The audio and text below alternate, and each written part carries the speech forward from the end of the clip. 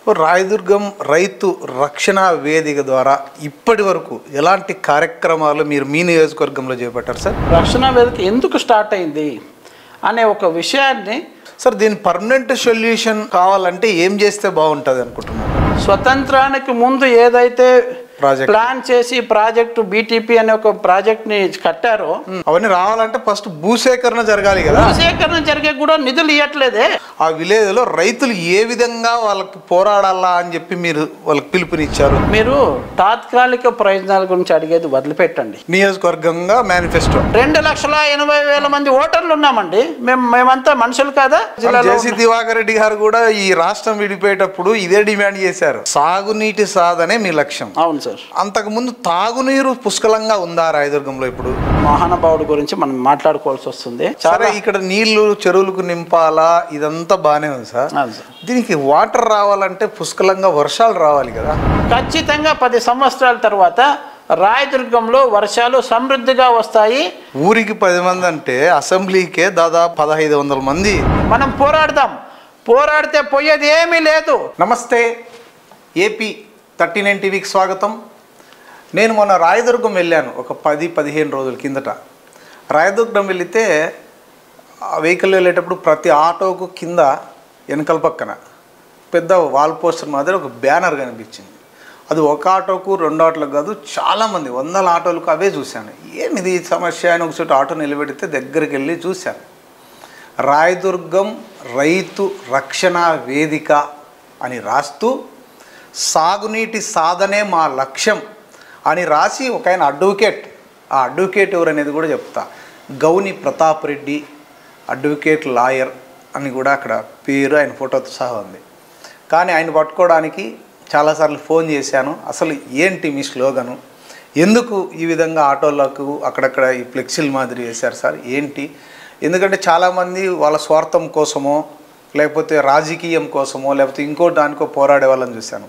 కానీ రాయదుర్గం రైతు రక్షణ వేదిక స్థాపించి సాగునీటి సాధనే మా లక్ష్యం అంటూ కూడా ప్రతి ఆటోకు వేసి ఆయన అడ్వర్టైజ్మెంట్ చేస్తున్నాడంటే దీని వెనకాల ఏంటి కారణం, ఎందుకు ఈ నిర్ణయం ఆయన తీసుకున్నారు అనే దాని గురించి ఈరోజు మన స్టూడియోకి వచ్చారు గౌని ప్రతాప్ రెడ్డి గారు.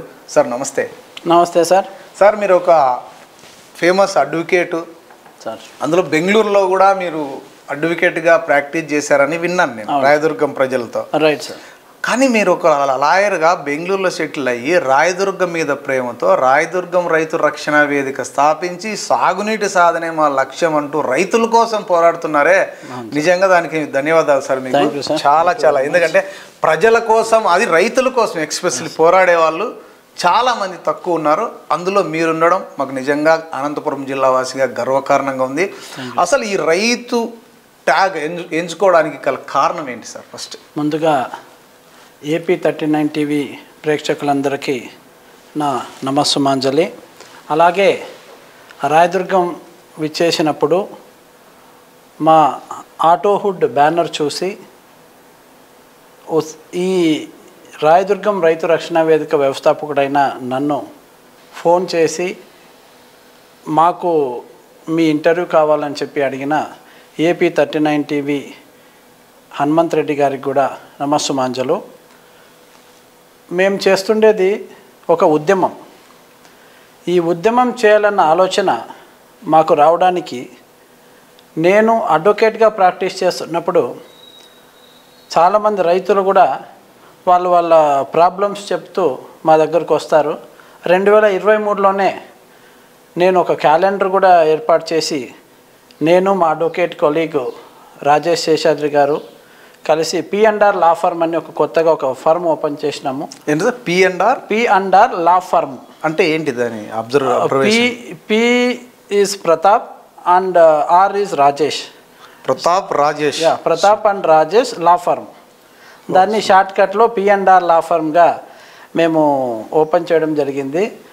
ఇందు మూలంగా చాలామంది చాలామంది ఏవైనా సమస్యలు వచ్చినప్పుడు సన్నకారు రైతులు ఎందుకు లేప కోర్టు కచేరీకి వెళ్తే చాలా ఖర్చు అవుతాయని అనుకుని చాలామంది రావట్లేదని తెలిసి కోర్టు కచేరీకి కానీ పోలీస్ స్టేషన్కి కానీ రాకుండా అలాగే వాళ్ళ బాధలు అనుభవిస్తున్నారని అణగదొక్కినా కూడా ఊరికే ఉంటున్నారని తెలిసి ఉచిత న్యాయ సలహాలు ఇవ్వబడును.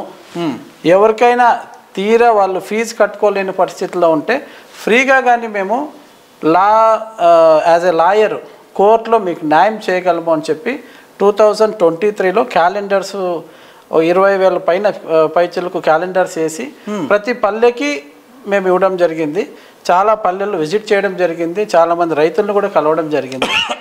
సో అప్పుడు కొద్దిమంది రైతులు ఆ క్యాలెండర్లు చూసి వాళ్ళకి ఏదైనా సమస్య వచ్చినప్పుడు, లేదా వాళ్ళకి గత 3-4 సంవత్సరాల కిందట లేదా 5 సంవత్సరాల కిందట వాళ్ళకి ఈ ప్రాబ్లం ఉన్నప్పుడు కూడా వాళ్ళప్పుడు కోర్టు కచేరీకి పోతే మాకు పలకరించేవాళ్ళు లేరు, మాకు ఎవరు పరిచయం లేదు, లాయర్ని మాట్లాడాలంటే ఎంత ఖర్చు అవుతుందో ఏమో, కోర్టుకు వెళ్తే ఎన్ని వేలు ఖర్చు అవుతుందో ఏమో, మన దగ్గర అంత స్తోమత లేదు అని భయపడిన వాళ్ళు కూడా రైతులు స్వచ్ఛందంగా మాకు ఫోన్ చేసి ఆఫీస్కి వచ్చి వాళ్ళ సమస్యలు చెప్పినారు. ఎప్పుడైతే మేము ఇవి చెప్పినామో అప్పుడు ఎందుకు మీరు ఇన్ని రోజులు రాలేదు అంటే, అదే సార్ ఇప్పుడు ఈ ప్రాబ్లమే సార్, మా దగ్గర ఫినాన్షియల్లీ అంత డబ్బు లేదు అంటే ఏమైంటుందంటే పక్కన పొలం వాళ్ళు బలవంతులు అంటారు.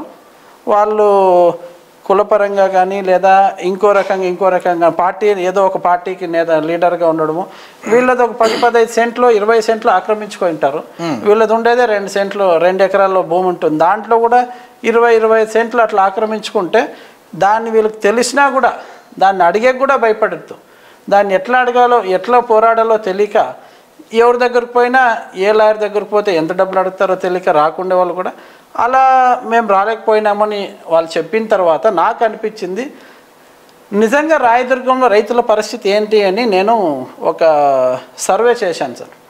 ఆ సర్వేలో తేలిన చాలా భయానకమైన విషయం ఏమంటే 2,81,000 ఎకరాలు సాగు భూమి ఉంది రాయదుర్గం నియోజకవర్గంలో. అందుకు గాను 31,000 ఎకరాలకు మాత్రమే సాగునీటి ప్రాజెక్టుల ద్వారా నీళ్ళు అందుతూ ఉంది. సరే, ఆ తర్వాత బోర్ బావుల ద్వారా ఎంతమంది ఉన్నారని చూస్తే ఒక 50,000 ఎకరాలు, సరి సుమారుగా ఒక 50,000 ఎకరాల వరకు బోర్ బావుల ద్వారా వ్యవసాయం చేసుకుంటున్నారు. మిగతా 2 లక్షల చిల్లర ఎకరాలు వర్షాధారం మీద ఆధారపడి ఉండే భూములే అని తేలింది సార్. ఇది చాలా ఆవేదన కలిగించింది నాకు ఈ విషయము. స్వతంత్రం వచ్చి 77 సంవత్సరాలు పూర్తయినా కూడా ఇప్పటికీ ఇంకా రాయదుర్గం రైతులకి సాగునీటికి కూడా లేకుండా వెలువెల్లాడుతున్నారు. కొన్ని ఊర్లలో తాగునీటికి కూడా వెలువెల్లాడుతున్నారు అంటే ఇది ఎవరు నిర్లక్ష్యము అని ఆలోచిస్తే గత పాలకులందరి నిర్లక్ష్యము ఇందులో తేటతెల్లమవుతుంది. గత పాలకులందరూ పార్టీలకు అతీతంగా. సో దీన్ని మార్చాలంటే ఎందుకు ఎవరు సాగునీటి గురించి మాట్లాడట్లేదు, రైతులు కూడా ఎందుకు అడగట్లేదు అని ఆలోచిస్తే ఇంతకుముందు కొద్దిమంది రైతుల్ని సంఘటన చేయాలని ప్రయత్నం చేశారంట. కాకపోతే రైతులు అనేది అసంఘటిత కార్మికుల్లోకి వస్తుందంట. రైతు సంఘాలు అంటే అసంఘటిత సంఘాలు అనేది ఒక ఇది. సో వీళ్ళు ఎప్పుడు ఐకమత్యంగా పోరాడేది లేదు, ఎవరిని నిలదీసి అడిగేది లేదు అని తెలిసింది.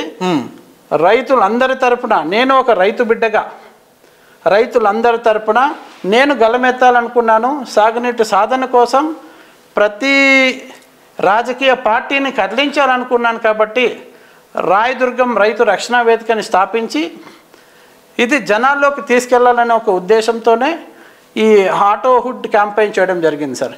అందుకు మంచి ప్రతిస్పందన వచ్చింది. నేను ఏ పల్లెకి పోయినా గుర్తుపట్టి పలకరిస్తున్నారు.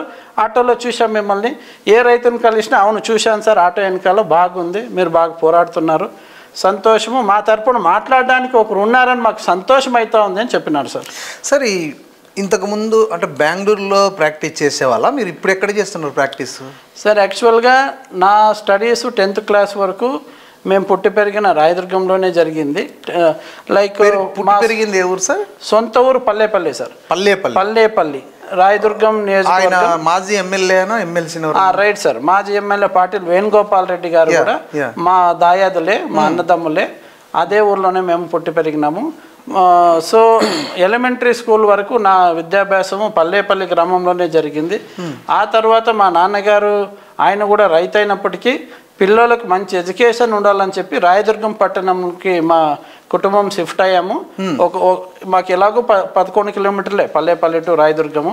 కాబట్టి ఒకవైపు వ్యవసాయానికి అప్ అండ్ డౌన్ చేస్తూ రాయదుర్గం పట్టణంలోనే కుటుంబాన్ని ఉంచి మా విద్యాభ్యాసం కోసం అక్కడికి వచ్చినాము. 10th స్టాండర్డ్ వరకు నేను రాయదుర్గం పట్టణంలోనే నా విద్యాభ్యాసం జరిగింది. ఆ తర్వాత విద్యాభ్యాసం అంతా కర్ణాటకలో జరిగింది. ఇంటర్మీడియట్ సార్, ఇంటర్మీడియట్ కూడా ఒక మంచి కాలేజ్ లేకపోవడం వల్ల మా నాన్నగారు నన్ను కర్ణాటకలో చేర్పించారు. నా ఇంటర్మీడియట్ హొస్పేట్లో అయింది, విజయనగర్ కాలేజు.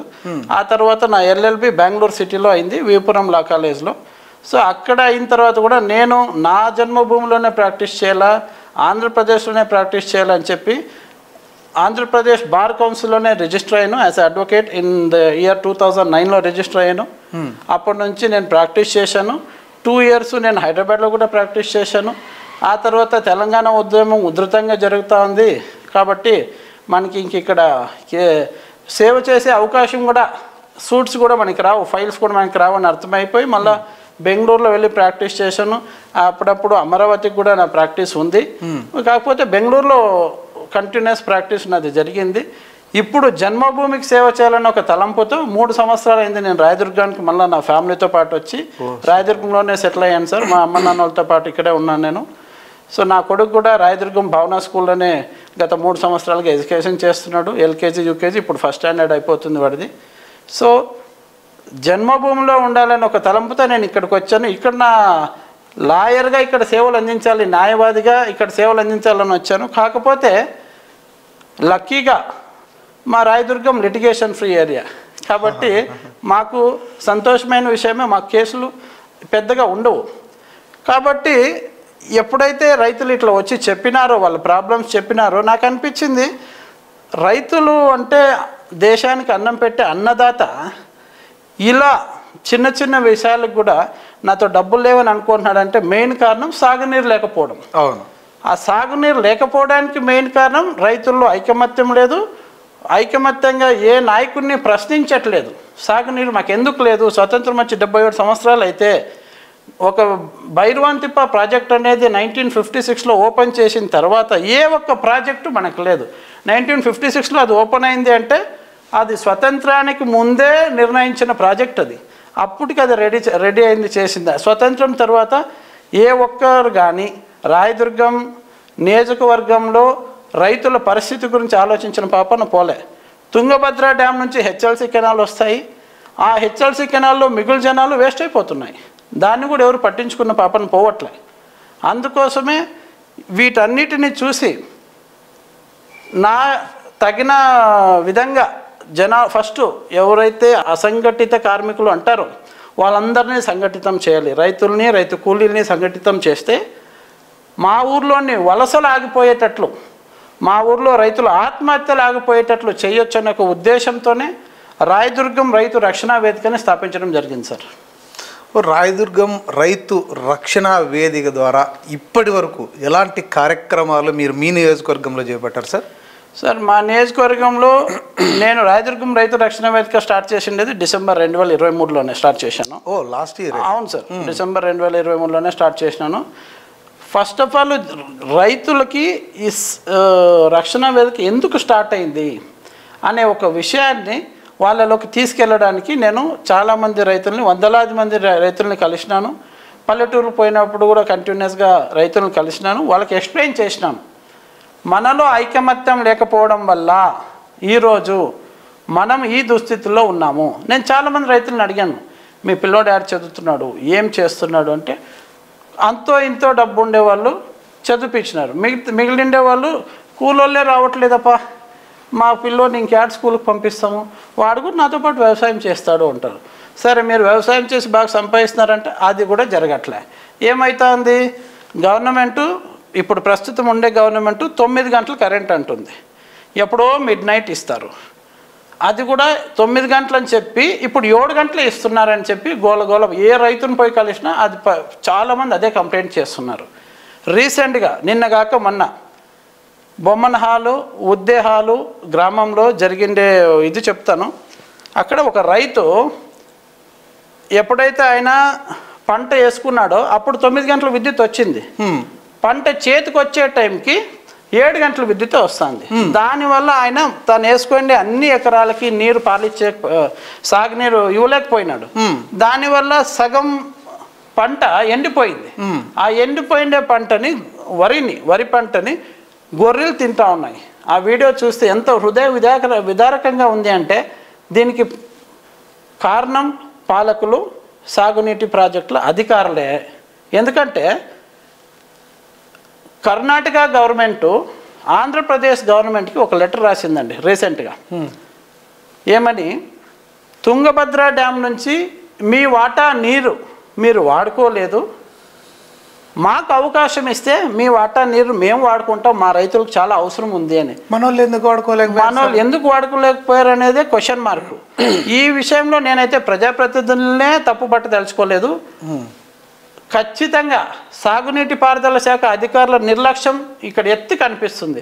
ఎమ్మెల్యేనో ఎంపీనో పోయి రోజు నీటి గురించి చేయమని నేను కూడా అనుకోను.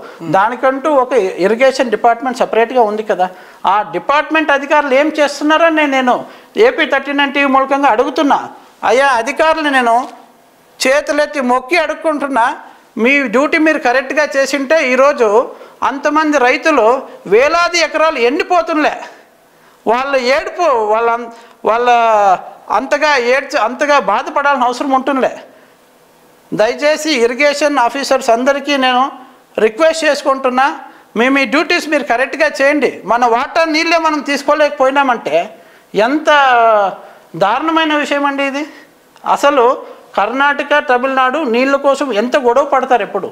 అవును, నీళ్ళ కోసం గొడవ పడతారు. మా రైతులు బాగుండాలని కర్ణాటక సీఎం అంటే, మా రైతులు బాగుండాలని తమిళనాడు సీఎం అంటాడు.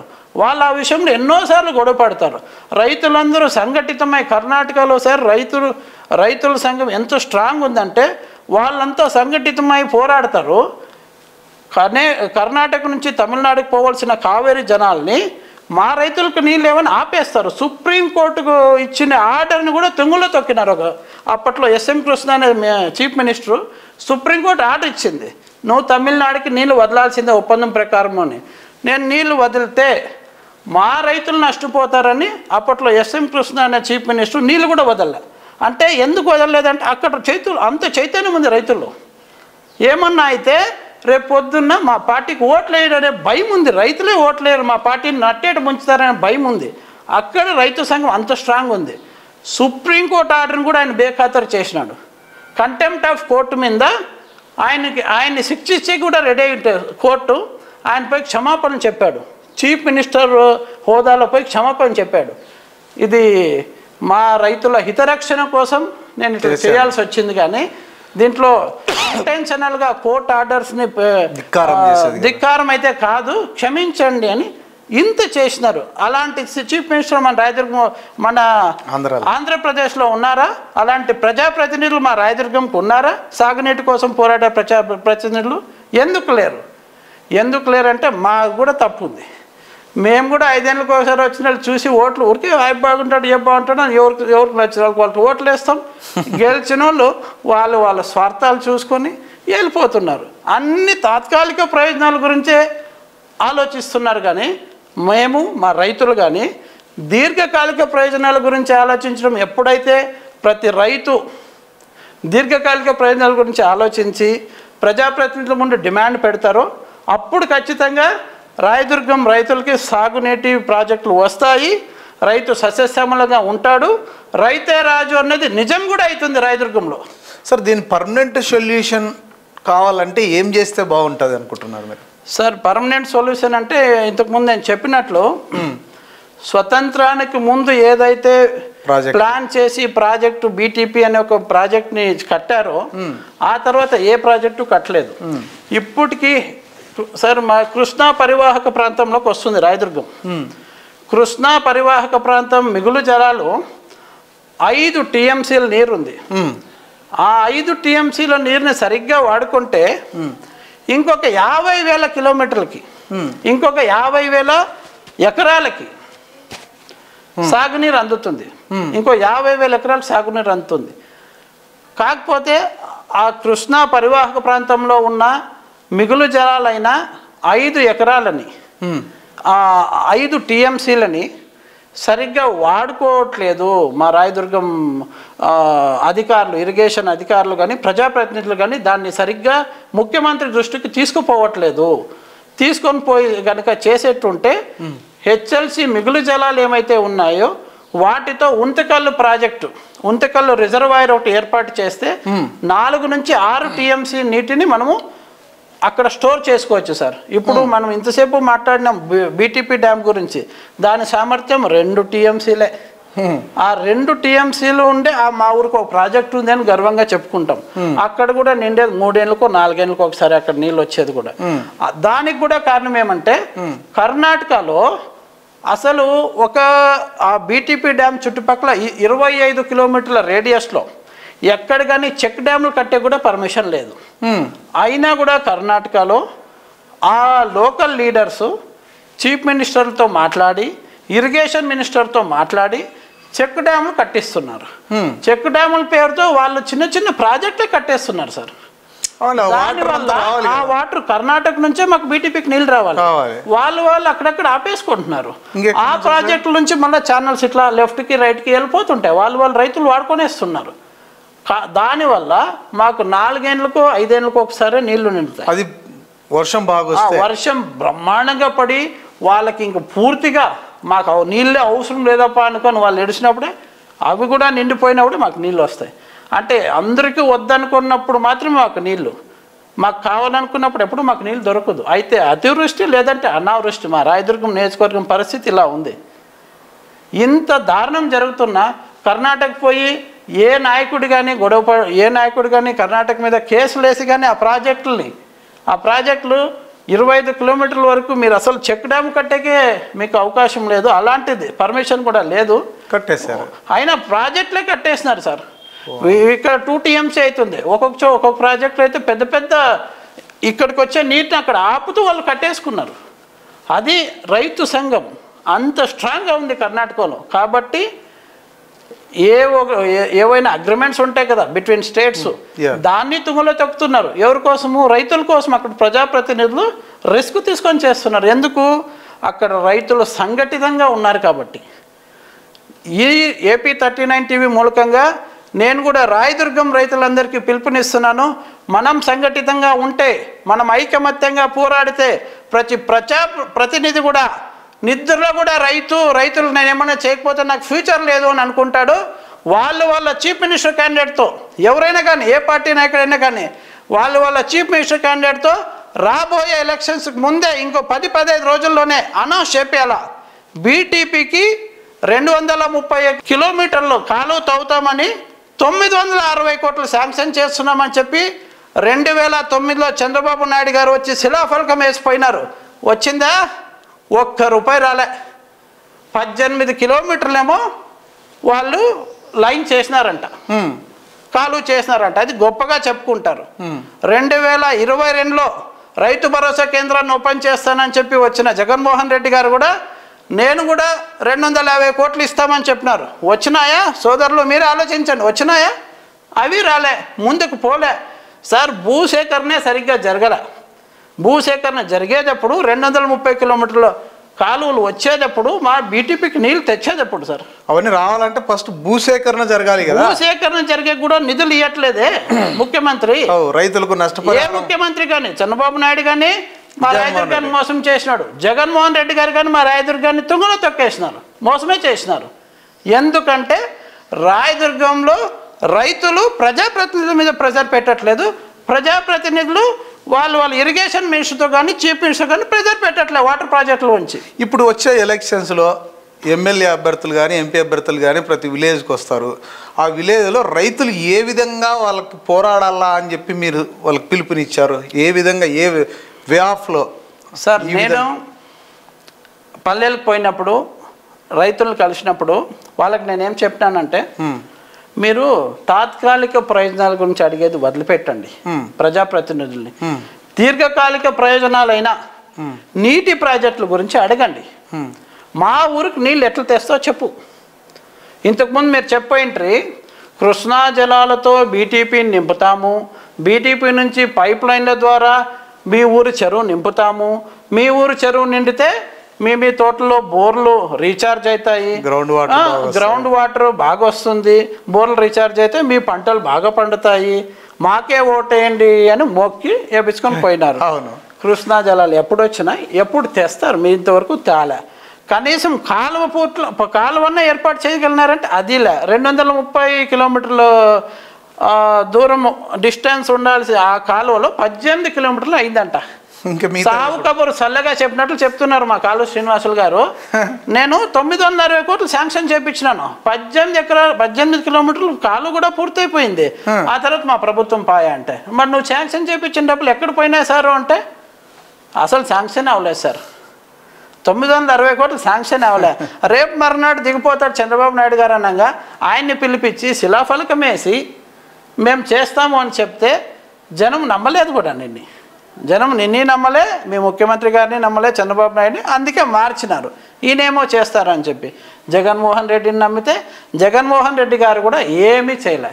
ఈ సీఎం గారికి కానీ అలాగే మాజీ సీఎం చంద్రబాబు నాయుడుకి కానీ నేను ఏపీ 39 టీవీ మూలకంగా చెప్పేది ఏమంటే, మీరు రాయదుర్గంలో మీ పార్టీల ప్రజాప్రతినిధులు గెలవాలంటే ఈ 10-15 రోజుల లోపల మా రాయదుర్గానికి మీరు ఏం చేస్తారు, మా రాయదుర్గం రైతులకు మీరు ఏం చేస్తారని సపరేట్గా ఒక మేనిఫెస్టో పెట్టాలని చెప్పి డిమాండ్ చేస్తున్నాను. మా నియోజకవర్గానికి సపరేట్ మేనిఫెస్టో పెట్టమని నేను డిమాండ్ చేస్తున్నాను. మేము మనుషులు కాదా? 2,80,000 మంది ఓటర్లు ఉన్నామండి. మేమంతా మనుషులు కాదా? ఏం కర్ణాటక బార్డర్లో ఉన్నామంటే మేము మొన్న కర్ణాటక ముఖ్యమంత్రిని అడగాల, మా ఆంధ్ర ముఖ్యమంత్రినే కదా మేము అడగాల. సార్ అధికారులు వచ్చేవాళ్ళు కళ్యాణదుర్గం వరకే వస్తారు, రాయదుర్గం రావాలంటే కూడా అబ్బా అంత దూరం మేము పోలేమంటారు, కర్ణాటక బార్డర్ అని చెప్పి. లేదంటే మమ్మల్ని కర్ణాటకలో గిని కలుపుతారేమో చూడండి. మమ్మల్ని మీరు ఎట్లా పట్టించుకునే తట్టలేదు, మేము కర్ణాటకలో గిని కలిసిపోయి పోరాటం చేయలేము. ఇప్పుడు అడాడో కొన్ని జిల్లాల్ని కర్ణాటకలోంచి మహారాష్ట్రలో కలపాలని జరుగుతూ ఉంది. మేము కూడా ఏమైనా పోరాటం చేయాల్సి వస్తుంది. మా అనంతపురం జిల్లానే కర్ణాటకలో గిని కలపండి అని. ఫస్ట్లో మేము కర్ణాటక బళ్ళారి జిల్లాలో జేసీ దివాకర్ రెడ్డి గారు కూడా ఈ రాష్ట్రం విడిపోయేటప్పుడు ఇదే డిమాండ్ చేశారు, మమ్మల్ని కర్ణాటకలో కలపండి, మాకు ఎట్లా బెంగళూరు రాజధాని మాకు దగ్గర ఉంది, మాకు వదిలేసేంట్రా బాబు, మాకు ఆంధ్ర వద్దు తెలంగాణ వద్దు అని జేసీ దివాకర్ రెడ్డి గారు అన్న సందర్భం కూడా ఉంది. ఇంకోటి ఏంటంటే మీ ఆటోకు వెనకాల ఆ స్లోగన్స్ ఏమేమి రాశారు అనేది ఒక్కసారి అంటే మా రైతుల కోసం మీరు ఒకసారి మళ్ళీ అది వినిపించండి సార్. ఎందుకంటే నాకు అన్ని ప్రతిదీ గుర్తులేదు. నాకు ఇప్పుడు ఆటో వెనకాల మేము రాసిన మెయిన్ స్లోగన్ వచ్చి రాయదుర్గం రైతు రక్షణ వేదిక, సాగునీటి సాధనే మా లక్ష్యం. మొట్టమొదటి లక్ష్యం సాగునీటి సాధన. అది మేము రాయడానికి ఉండే ముఖ్య ఉద్దేశము ఆల్రెడీ మీకు ఎక్స్ప్లెయిన్ చేశాను. Right sir. సాగునీటి సాధనే మీ లక్ష్యం. అవును సార్. అంతకు ముందు తాగునీరు పుష్కలంగా ఉందా రాయదుర్గంలో? ఇప్పుడు ఈ తాగునీరు గురించి చెప్పాలంటే ఒక మహానుభావుడు గురించి మనం మాట్లాడుకోవాల్సి వస్తుంది. అంటే ఆయన నా అన్నదమ్ముడనో నా దాయాది అనో పాటిల్ వేణుగోపాల్ రెడ్డి గారిని పొగడాలనే ఉద్దేశంతో నేను ఈ విషయం చెప్పట్లేదు, దయచేసి గమనించండి. ఆయన అక్కడే పుట్టి పెరిగినారు, పల్లెపల్లిలోనే పుట్టి పెరిగినారు. ఆయన చిన్న వయసులోనే 1983లోనే ఇండిపెండెంట్ ఎమ్మెల్యేగా పోటీ చేసి గెలిచారు. 1983లో ఒక పెద్ద ప్రభంజనం వచ్చింది. ఎన్టీఆర్ నందమూరి తారక రామారావు గారు పెట్టిన టీడీపీ పార్టీ రాష్ట్ర వ్యాప్తంగా ప్రభంజనం సృష్టించింది. కాకపోతే వేణుగోపాల్ రెడ్డి గారికి వెన్నంటే నిలిచింది ప్రతి ఊర్లో ఒక రైతులే. ఎందుకంటే ఈయన ఒక రైతు బిడ్డ, ఈ రైతు బిడ్డను మేము గెలిపిస్తే రైతులకి ఏమన్నా చేస్తాడని వెన్నంటి నిలబడినారు సార్. ఆయన వెన్నంటి నిలబడి ఆయన గెలిపించిన రైతుల్ని ఆయన కూడా ఏమాత్రం పెట్టలే. హెచ్ఎల్సి కెనాల్కి వెళ్ళి సంవత్సరంకి ఒకసారి మాకు నీళ్ళు తుంగభద్ర డ్యామ్కి వెళ్ళి అక్కడే కూర్చొని హాస్పిటల్లోనే కూర్చొని, ఎలాంటే నేను హాస్పిటల్లో కూడా నా చదువు సాగించినాను విజయనగర కాలేజ్. నేను అప్పుడు ఉన్నప్పుడు మాకు అన్నదమ్ములే కదా, నేను వచ్చినాను రా అని చెప్పేవాళ్ళు, నేను పోయి కలిసి వచ్చేవాడిని. ప్రతి సంవత్సరం ఆడ వచ్చి కూర్చొని మా వాటా నీళ్లు మాకు వదలాల్సిందే, మా రైతులకి నీళ్లు రావాల్సిందే అని అక్కడ హాస్పిటల్ ఎమ్మెల్యేతో కానీ అక్కడ ఇరిగేషన్ మినిస్టర్తో కానీ చీఫ్ మినిస్టర్ కానీ మాట్లాడి రిలీజ్ చేయించేవాళ్ళు హెచ్ఎల్సి కెనాల్కి. ఇంత మంచి పని ఆయన చేసినాడు ఒకటి. రెండోది భూపు సముద్రం దగ్గరికి బీటీపీ నీళ్ళు వచ్చేటట్ల భూపు సముద్రం నుంచి రాయదుర్గం పట్టణానికి రక్షిత మంచినీటి సౌకర్యం వచ్చేటట్ల ఒక ప్లాన్ చేసినాడు. బీటీపీకి నీళ్ళే రాకపోవడం వల్ల అది ఫెయిల్యూర్ అయింది. ఆ తర్వాత నీళ్ళు రక్షిత మంచినీటి పథకాన్ని తీసుకువచ్చింది 2004లో అనుకుంటా, 2005 2009 మధ్యలో వచ్చింది. 2005 2009లో రాయదుర్గానికి రక్షిత మంచినీటి పథకం వచ్చింది. ఆ పుణ్యం పాటిల్ వేణుగోపాల్ రెడ్డి గారిది. అప్పుడు మున్సిపల్ చైర్మన్గా ఉన్న గౌని ఉపేంద్ర రెడ్డి గారు, ఆయన కూడా మా ఆయన్నే, అప్పుడు మున్సిపల్ చైర్మన్గా ఉన్న గౌని ఉపేంద్ర రెడ్డి గారి పుణ్యం అని చెప్పొచ్చు. ఇలాంటి పనులు ఆయన చేసినారు. అప్పట్లో ఒక గాదె ఉండింది సార్, కన్నడలో చెప్తారు, రాయదుర్గಗೆ ಹೆಣ್ಣು కొడబారదు, కనేకల్ಗೆ కోన కొడబారదు అని. దీన్ని నేను తెలుగులో చెప్తాను. రాయదుర్గానికి అమ్మాయిని ఇవ్వకూడదు, కనేకల్కి కోనిగి అంటారు. కోనిగి అంటే ఏమంటే కనేకల్కి దున్నపోతుని ఇవ్వకూడదు అని. దున్నపోతుని ఎందుకు అంటే కనేకల్లో దున్నపోతును కనుక అమ్మితే ఆ దున్నపోతు పని చేస్తూ చచ్చిపోతుందంట. ఆడ లూజ్ సాయిల్ సార్, కనేకల్లో లూజ్ సాయిల్ వరి పండిస్తారు, లూజ్ సాయిల్ ఉంటుంది. అక్కడ ఎద్దులు కంటే ఎక్కువ కోనిగులకే కట్టి, కోనిగంటే దున్నపోతులతోనే వ్యవసాయం చేస్తుంటారు. అట్లా అంత దున్నపోతు కష్టపడినంత రాయదుర్గం కనుక అమ్మాయిని ఇస్తే, ఆ అమ్మాయి కోడలై వస్తే నీళ్ళు ఎత్తేకి అంటే బావుల్లోంచి నీళ్ళు సేదాల, ఇట్లా బావుల్లోంచి అప్పట్లో బావిలోకి చేదు బావులోకి తాడు కట్టి వేసి చేదాల, చేది వాళ్ళు చచ్చేవాళ్ళంట. ఆ ఒక్క ఏమంటారు నానుడి ఉన్నింది. ఆ నానుడిని వేణుగోపాల్ రెడ్డి గారు తీసుకొచ్చిన మంచినీటి రక్షణ పథకం వల్ల అది పోయింది. రాయదుర్గానికి ఇప్పుడు ధైర్యంగా పిల్లనిస్తున్నారు. నీళ్లు కూడా ఉన్నాయి, తాగునీళ్ళు కూడా ఉన్నాయి. ఇప్పుడు అదే పల్లెపల్లి నుంచి ఆయన అయితే తాగునీరు ఇచ్చారు. ఇదే గౌని ప్రతాప్ రెడ్డి గారు ఇప్పుడు సాగునీరు కోసం పోరాడుతున్నారు. నిజంగా గ్రేట్ సార్. అదే ఊర్లో పుట్టి మీరు అదే వాళ్ళ బంధుత్వంలోనే అంటే అన్నదమ్ముల వరుసలోనే మీరు చేస్తున్నారు రైతుల కోసం. ఇది సఫలం కావాలని కోరుకుంటున్నాం. ఆ స్లోగన్స్ మధ్యలో ఇక్కడ మిస్ అయినాయి. రైట్ సార్, అది నేను చెప్తాను. ఎందుకంటే ముందు ఇప్పుడు మీరు క్వశ్చన్ అడిగారు, పల్లెల్లో రైతుల్ని ఎట్లా మీరు చైతన్యం చేస్తున్నారని ఒక క్వశ్చన్ అడిగారు సార్. నేను పోయినప్పుడు మనం ప్రజాప్రతినిధుల్ని దీర్ఘకాలిక ప్రయోజనాల గురించి అడగాలి. కానీ ఇప్పుడు ఒక ప్రాజెక్ట్ అనేది కడితే కొన్ని దశాబ్దాల వరకు మన రాయదుర్గం సస్యశ్యామలంగా ఉంటుంది. దాన్ని దీర్ఘకాలిక ప్రయోజనం అంటారు. తాత్కాలిక ప్రయోజనాలు అంటే ఇప్పుడు మాకేమన్నా డబ్బులు ఖర్చులకి ఇట్లాంటి 2000 3000 అయ్యి మా ఓట్లన్నీ మీకు ఏపిస్తాము ఇట్లాంటి అడిగేది విడిచిపెట్టి దీర్ఘకాలిక ప్రయోజనాల గురించి అడగండి అని నేను రైతులకు చెప్పినాను.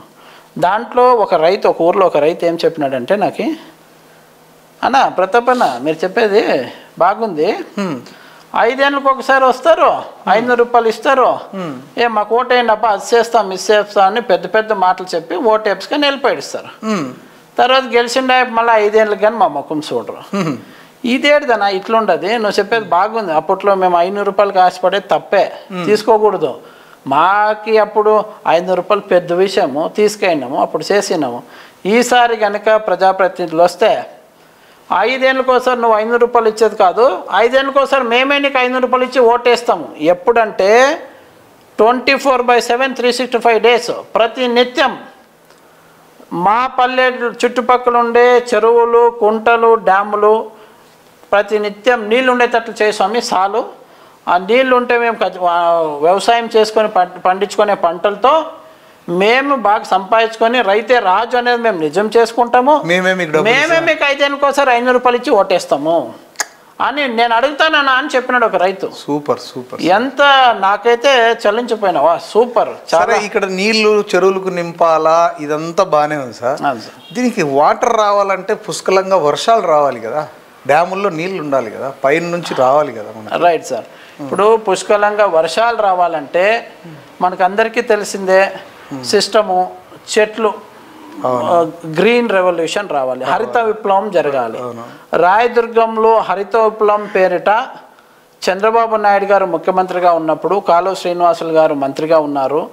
ఆయన హరిత విప్లవం పేరిట రాజస్థాన్ నుంచి ఎవరో ఒక శాస్త్రవేత్తను కూడా తీసుకొచ్చినారు సార్. ఎవరు మంచి పని చేసినా చెప్పాల్సిందే, మంచిది. సో ఆయన ఒక శాస్త్రవేత్తను తీసుకొచ్చి ఇక్కడ రాయదుర్గంలో ఎడారీకరణ జరిగిపోతూ ఉంది, ఎడారి నివారణ చర్యలు చేయాలంటే ఏం చేయాలని ఒక ఆలోచనతో 1,00,000 మొక్కలు నాటాలా అని ఒక ఉద్దేశంతో మొక్కలు కూడా నాటినారు సార్. కాకపోతే ఆ మొక్కల్ని సంరక్షించుకోలేదు.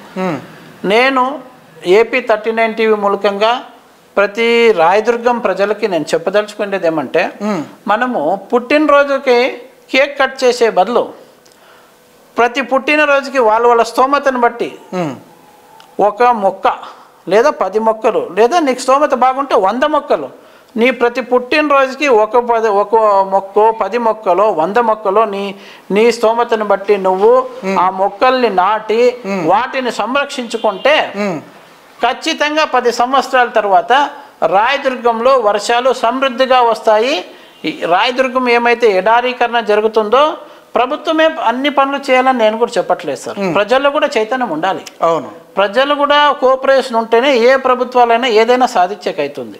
కాబట్టి ప్రజల నుంచే ఇంత స్పందన వచ్చింటే, ప్రజలే 100, 1000, 10,000 వేస్తుంటే నేనేం చేస్తున్నాను అని అప్పుడు ప్రజాప్రతినిధి కూడా కదులుతాడు.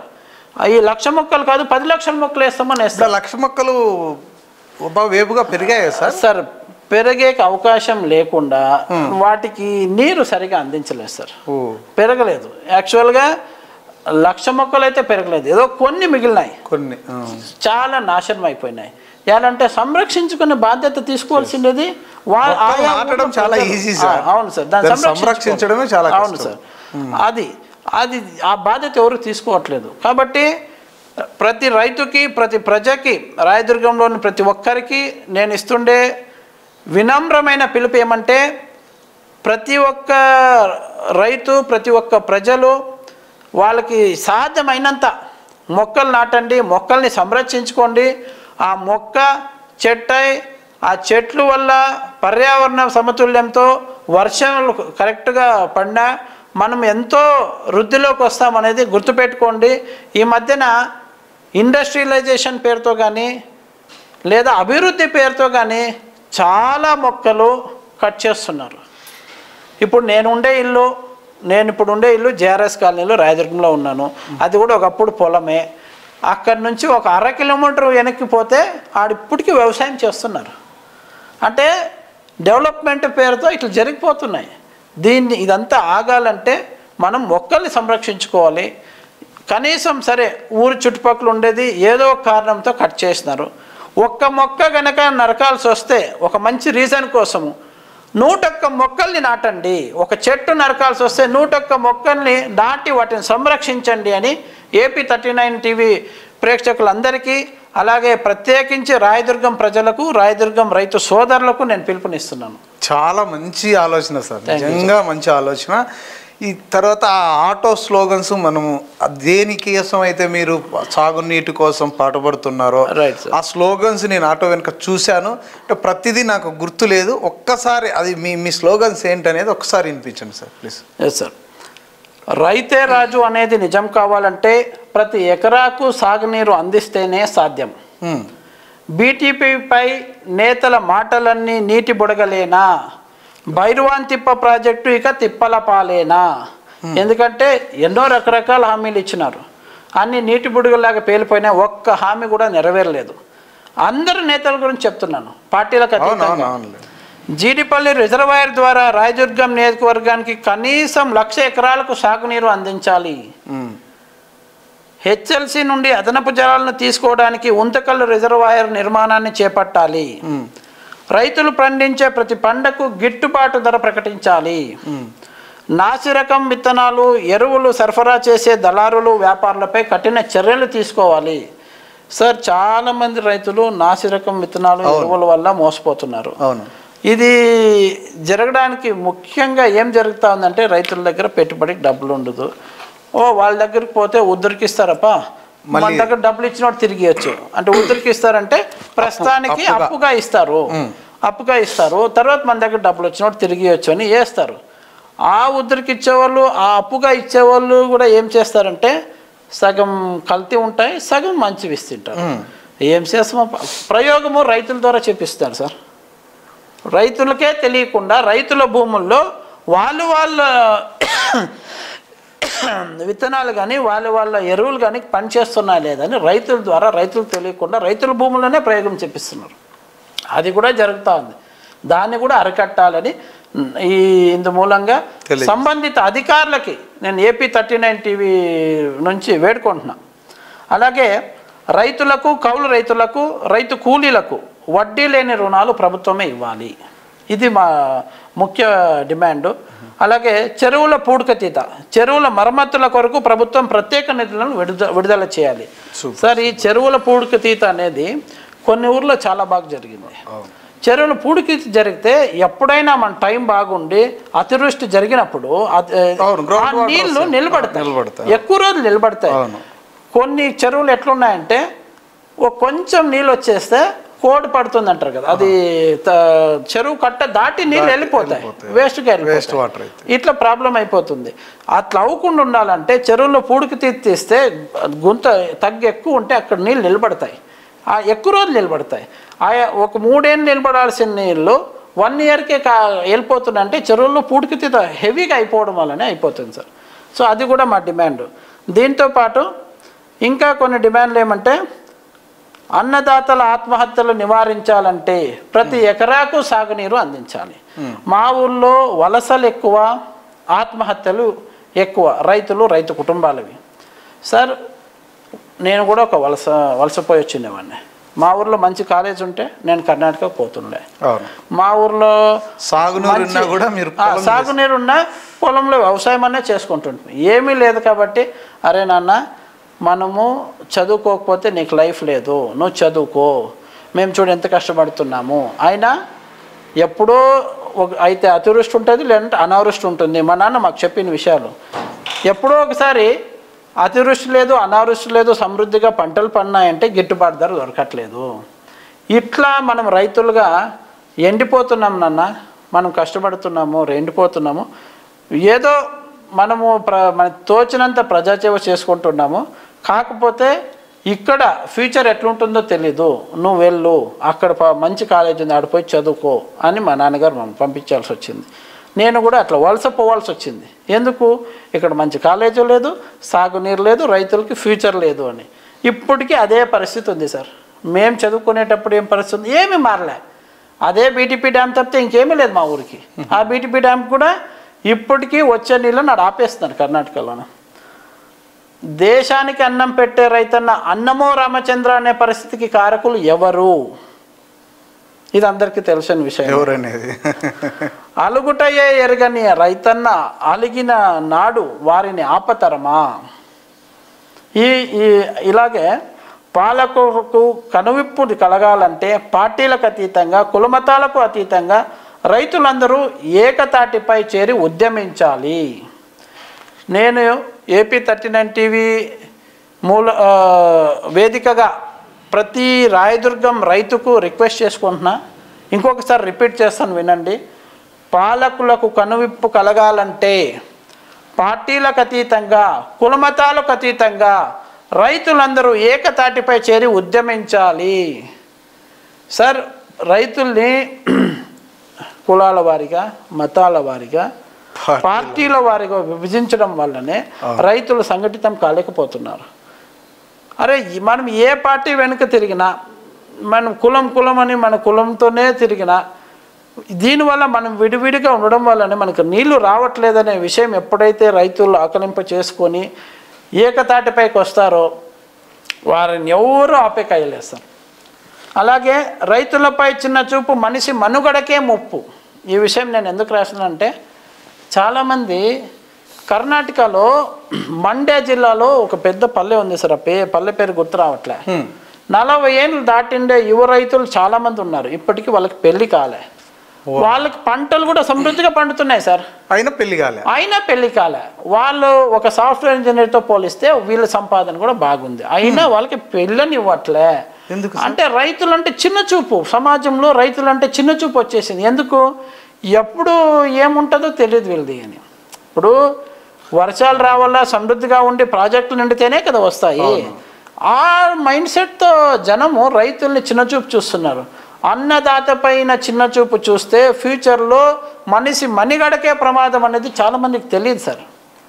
అది తెలుసుకోవాలి. రీసెంట్గా ఏమైంది, రైతు సంఘాలు చీఫ్ మినిస్టర్ సిద్ధరామయ్యకి కర్ణాటకలో ఒక మెమొరాండం ఇచ్చినారు. ఏమని, రైతుని పెళ్లి చేసుకుంటే 5 లక్షల రూపాయలు ఇస్తామని చెప్పి అనౌన్స్ చేయండి స్వామి, లేకపోతే మా పిల్లలకి పెళ్ళి అయ్యేటట్లేవు అని.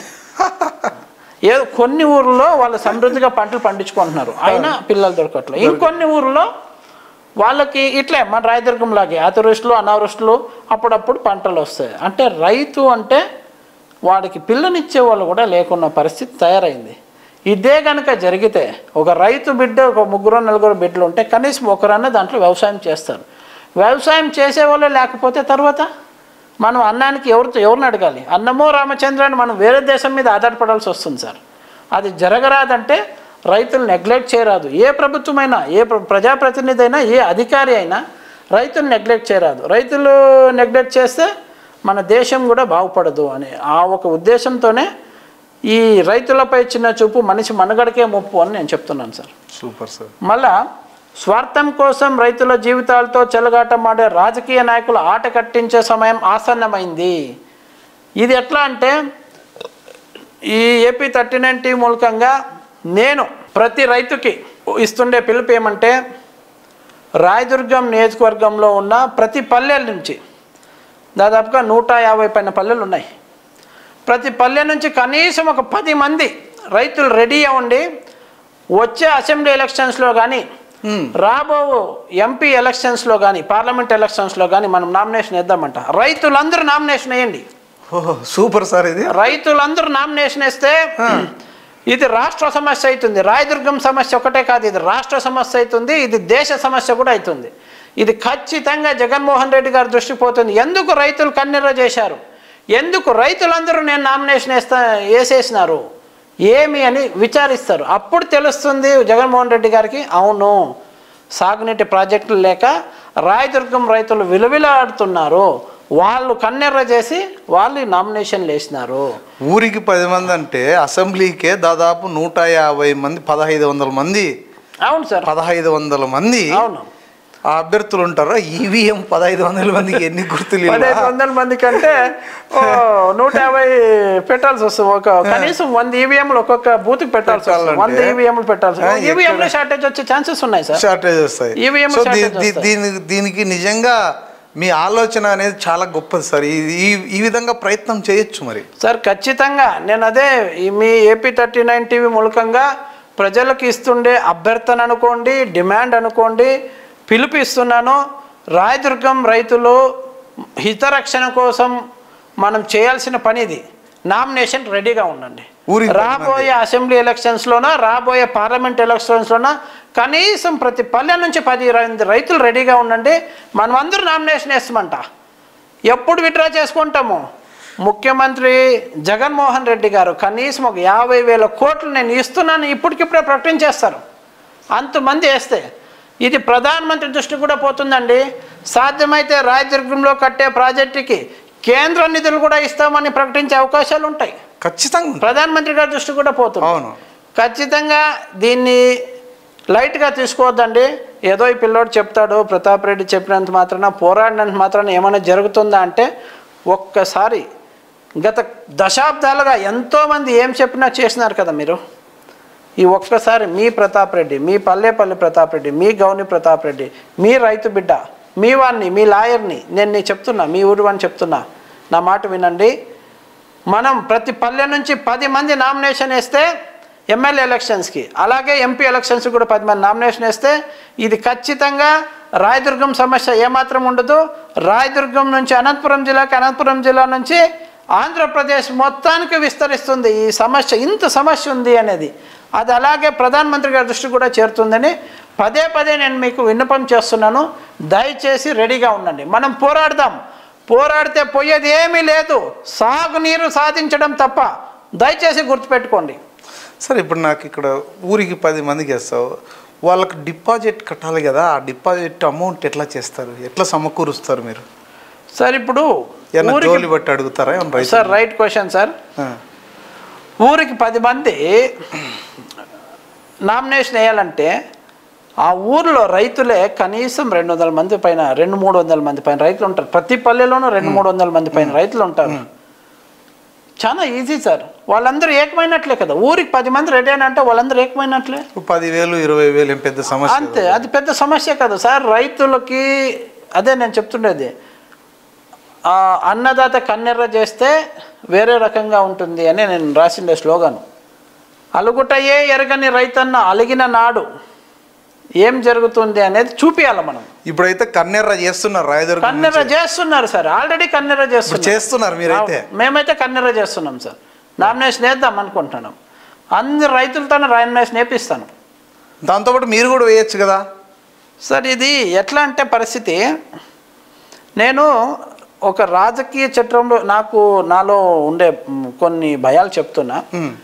ఒక రాజకీయ నేపథ్యం ఉండే ఫ్యామిలీ నుంచి వచ్చినవాడిని కాబట్టి రాజకీయం చేసేదానికంటే రాజకీయం చేస్తే నేను కొందరు వాడిని అవుతాను. అదే ఒక ఉద్యమకారుడిగా ఉండిపోతే నేను అందరి వాడిని అవుతాను. వెనకలుండి ఉద్యమకారుడిగా నడిపిస్తే నేను అందరి వాడిని అవుతానని నేను అనుకుంటున్నాను సార్. Super sir. అవకాశం వస్తే, అవసరం పడితే అప్పుడు రాజకీయాల గురించి ఆలోచిద్దాం. ఎలాంటే పోరాడడానికి, మీరు చెప్పినట్లు పోరాడడానికి ఒక ప్లాట్ఫామ్ కావాలి. ఒకవేళ ఆ అవసరం పడినప్పుడు ఆలోచిద్దాం రాజకీయాల గురించి. ఇప్పుడు ఒకైతే నా ఆలోచన రైతులతోనే వేపిస్తారు. అవును సార్, రైతులతో వేపిద్దాం. నేను ఒక రైతునే. ఎవరు ముందుకు రాకపోతే నేను కూడా వేయాల్సి రావచ్చు. అందరూ ముందుకు వచ్చేస్తే అందరితో పాటు నేను కూడా వేస్తాను. నామినేషన్స్ వేస్తే దేశవ్యాప్తంగా, రాష్ట్ర వ్యాప్తంగా రాయదుర్గం గురించి, రాయదుర్గంలో నీటి ప్రాజెక్టులే లేవు అన్న విషయం గురించి, రాయదుర్గంలో 2 లక్షల ఎకరాలు సాగునీరే లేకుండా వర్షాధారం మీద బతుకుతున్నాయని చెప్పి ఈ విషయము ప్రధానమంత్రి దృష్టికి, ముఖ్యమంత్రి దృష్టికి, ఇరిగేషన్ మినిస్టర్ దృష్టికి, ప్రతి ఒక్క ఆంధ్రప్రదేశ్ ప్రజలకి తెలుస్తుంది సార్. సూపర్. అందుకోసమే నా ఈ ప్రయత్నం. Good idea. ఖచ్చితంగా మీ ప్రయత్నం ప్రతి రైతు, ఎందుకంటే ఈయన స్వార్థం కోసం కాదు, రైతుల కోసం, సాగునీరు కోసం. నిజంగా ఒక వ్యక్తి ముందుకు వచ్చినప్పుడు ప్రతి ఒక్కరు కూడా దీని వెనకల ఇదొక ఉద్యమంలాగా చేసి, ఆయన ఒక ఉద్యమ నాయకుడి మాదిరే ఉండాలా, నేను ఒక రాజకీయ నాయకుడి మాదిరి నా మీద ముద్ర వద్దు అని బహిరంగంగా రాయదుర్గం రైతులకు పిలుపునిస్తున్నారు. ఇవన్నీ కూడా రాయదుర్గం రైతులు గ్రహించి ఆయన వెన్నంటి ఉండాలా, గౌని ప్రతాప్ రెడ్డి వెన్నంటే ఉండాలా అని మా ఏపీ 39 టీవీ కూడా బలంగా కోరుకుంటుంది. ఇవన్నీ జరగాలని కూడా విశ్వసిస్తున్నాం. అలాగే ఇంకొకటి సార్, మీరు అడ్వకేట్గా రైతులకి ఏమైనా ఉచితంగా న్యాయ సలహాలు కూడా రాయదుర్గంలో ఒక కేంద్రం మాదిరి ఏర్పాటు చేసి న్యాయ సలహాలు కానీ ఏదైనా అవసరమైతే డబ్బులు లేని పేద రైతులకి ఉచితంగా మీరు న్యాయం అందిస్తే ఎలా ఉంటుంది అనేది నా ఆలోచన సార్. ఖచ్చితంగా ఆల్రెడీ నేను చేస్తున్నాను ఆ విషయం. చేస్తున్నారా? అవును సార్, ఆల్రెడీ చేస్తున్నాను. Super sir. నేను ఇంతకుముందే చెప్పినట్ల 2023 అది బెంగళూరులో క్యాలెండర్ని లేదు సార్, అది రాయదుర్గంలోనే ఇచ్చినాం సార్. అవునా? అవును సార్. బెంగళూరులో వైట్ ఫీల్డ్ అడ్వకేట్ అసోసియేషన్ తరఫున మేము చాలా సేవా కార్యక్రమాలు చేశాం సార్. బెంగళూరులో డిస్ట్రిక్ట్ లీగల్ సర్వీసెస్ అథారిటీ వారిని కూడా సంప్రదించి, డిస్ట్రిక్ట్ లీగల్ సర్వీసెస్ అథారిటీ చైర్మన్గా ఒక జడ్జి గారు ఉంటారు సార్. ఆ జడ్జి గారిని కూడా మీటింగ్ పిలిచేవాళ్ళము. చుట్టుపక్కల ఉండే విలేజెస్కి వెళ్ళే వాళ్ళము. బెంగళూరు రూరల్ డిస్ట్రిక్ట్ విలేజెస్కి వెళ్ళే వాళ్ళము. ఆ విలేజెస్లో వాళ్ళకి ఫ్రీ లీగల్ ఎయిడ్ సర్వీసెస్ మేము ఇచ్చేవాళ్ళము. వాళ్ళకి ఏదో ఒక బాల్య వివాహాల గురించి కానీ, లేదా వరకట్నం గురించి కానీ, లేదంటే విడాకుల గురించి కానీ, ఏదో ఒక సబ్జెక్టు ఒక్కొక్క ఊర్లో ఒక్కొక్క సబ్జెక్టు తీసుకొని వాళ్ళకి వివరించే వాళ్ళము. ఫ్రీ లీగల్ సర్వీసెస్ అథారిటీ, ఫ్రీగా డిస్ట్రిక్ట్ లీగల్ సర్వీసెస్ అథారిటీ వారి సహకారంతో వైట్ ఫీల్డ్ అడ్వకేట్ అసోసియేషన్ సెక్రటరీని నేను చేసినాం. బెంగళూరులో కూడా ఇవన్నీ చేసినాం సార్. అలాగే రాయదుర్గంలో కూడా ఇప్పుడు వచ్చిండే జడ్జి గారికి కూడా mandal legal services authority chairman గారిని మేడం రమ్య గారిని కూడా మేము ఆల్రెడీ వాళ్ళతో కూడా రిక్వెస్ట్ చేసి చెప్పడం జరిగింది. మా రాయదుర్గం ప్రజలు చాలా వెనుకబడి ఉన్నాం మేము. దానికి ముఖ్య కారణము రైతుల్లో లీగల్ నాలెడ్జ్ లేకపోవడం కూడా ఒక కారణము. కాబట్టి మండల్ లీగల్ సర్వీసెస్ అథారిటీ తరఫున మనం పల్లె పల్లెకి పోయి, మీకు ఎప్పుడైనా ఏదైనా ఇబ్బందులు వస్తే, కోర్టుకు వస్తే డబ్బులు ఖర్చు అవుతాయి, లాయర్కి ఫీజులు ఇచ్చేకి లేదు అనే పరిస్థితుల్లో మండల్ లీగల్ సర్వీసెస్ అథారిటీ తరఫున ప్యానల్ అడ్వకేట్స్ ఉంటారు. ఆ ప్యానల్ అడ్వకేట్స్ని కోర్టే మీకు ఇస్తుంది ఫ్రీగా. మీకు మీ తరపున వాదించడానికి panel advocates mandal legal services authority తరపున ఉంటారు. కాబట్టి మీరు కోర్టుకు స్వచ్ఛందంగా రాండి అని జనాల్లో చైతన్యం తేవాలనుకున్నాం సార్. 2023లో మేము క్యాలెండర్ వేసి ప్రతి పల్లెకి తిరిగి ప్రతి రైతుకి ఈ విషయం కూడా చెప్పినాం. మీకు ఏదైనా కావాలంటే ఫ్రీ లీగల్ సర్వీసెస్ మేము కూడా ఇస్తాం, మా దగ్గర రాండి అని. P&R లా ఫర్మ్ తరపున చాలామంది రైతులకి మేము ఫ్రీ సలహాలు ఇచ్చినాము. కొద్దిమందికి కోర్టు ఫీజు కట్టుకోలేని పక్షంలో ఉండే వాళ్ళకి కూడా కోర్టు ఫీజులు కూడా కట్టినాం మేము. వాళ్ళు పోరాడే వాళ్ళు ముందుకు పోవాలి అని చెప్పి అవి కూడా మేము చేసిన రోజులు ఉన్నాయి సార్. చేస్తూనే ఉన్నాము. నిరంతరం మా సేవ జరుగుతూ ఉంటుంది. యాజ్ ఎ అడ్వకేట్గాను, యాజ్ ఎ రైతు బిడ్డగాను, రాయదుర్గం మనిషిగా మేము మా సేవ ఎప్పుడు నిరంతరం కొనసాగుతూ ఉంటుంది సార్. Super sir. చివరిగా ఒకే ఒక క్వశ్చన్, మీ జీవిత లక్ష్యం ఏంటి సార్? సార్ జీవిత లక్ష్యం అంటే ఇప్పుడు నేను ఎప్పుడైతే రాయదుర్గం రైతు రక్షణ వేదిక అనే పేరు అనౌన్స్ చేస్తూ ఒకరు లక్కా చిన్నప్పరెడ్డి అని ఆయన నీటి కోసం భలే పోరాడినాడు, ఆయన సాధించినాడు అని చెప్పారు సార్. ఇక్కడ రాయదుర్గం నియోజకవర్గంలోనే కనేకల్ అంట. ఆయన ఎన్ని సంవత్సరాలు వయసు అంటే అప్పట్లో ఆయన ఎమ్మెల్యేగా కూడా చేసినాడు. ఆయన చనిపోయి ఎన్ని సంవత్సరాలు అయిందో. ఆయన గురించి నాకు ఇప్పుడు చెప్పినారంటే ఇప్పుడు ఈ 2023-24లో ఆయన గురించి నాకు ఇప్పుడు చెప్పినారంటే ఆయన ఎప్పుడో 1965-1970sలో ఆయన ఎమ్మెల్యే గారు రాయదుర్గానికి, దాదాపు 50-60 సంవత్సరాల క్రితం. అవును సార్. ఆయన గురించి ఇప్పుడు మాట్లాడుతున్నారంటే చిరస్థాయిగా నిలిచిపోయేటట్లా, ఆయన పేరు చిరస్థాయిగా నిలిచిపోయేటట్లా తన మార్క్ ఆయన వేసినాడు. అలాగే పాటిల్ వేణుగోపాల్ రెడ్డి గారు కూడా తన మార్క్ ఆయన వేసుకున్నారు. సో గౌని ప్రతాప్ రెడ్డిగా మీ మార్క్ ఏంటి? నా మార్కు కనీసం రాయదుర్గంలోని 2 లక్షల ఎకరాల్లో 2 లక్షల ఎకరాలకు నా జీవితాంతం పోరాడతాను. నా జీవితం ముగిసేంత లోపల 2 లక్షల ఎకరాలకు సాగునీటి సాధనే నా జీవిత లక్ష్యం సార్. ఖచ్చితంగా. ఎందుకంటే మీ స్వార్థం లేని, మీకోసం కాదు ఇది మీ లక్ష్యం అనేది. ఖచ్చితంగా మీ లక్ష్యం నెరవేరుతుంది అని ఆశిస్తున్నాం. మీ సమయాన్ని వెచ్చించి మా AP 39 టీవీకి వచ్చి మీ సమయం వెచ్చించి రాయదుర్గం రైతుల కోసం నిజంగా మీరు పాటు పడుతున్నారంటే అందులో మా వంతు సహకారం కూడా ఖచ్చితంగా ఉంటుందని తెలియజేస్తున్నాను sir. Thank you so much. Thank you very much sir. ధన్యవాదాలు. AP 39 టీవీ ప్రేక్షకులందరికీ పేరు పేరున కృతజ్ఞతలు. ఇంతవరకు ఈ ప్రోగ్రాం చూసినందుకు. అలాగే AP 39 టీవీని సబ్స్క్రైబ్ చేసుకోండి, బెల్ ఐకాన్ నొక్కండి, వచ్చే అన్ని నోటిఫికేషన్స్ని మీరు చూడండి. AP 39 టీవీ వారు అనంతపురంలో చాలా ఉజ్వలంగా సమాజ సేవ చేస్తున్నారు. చాలా ఫాస్ట్గా వాళ్ళు న్యూస్ను కూడా మీకు అందిస్తున్నారు. అలాగే ఈ వీడియోని షేర్ చేయండి, కామెంట్ చేయండి, సబ్స్క్రైబ్ చేసుకోవడం మర్చిపోవద్దండి. AP 39 టీవీని ఫాలో అవ్వండి. Thanks to one and all.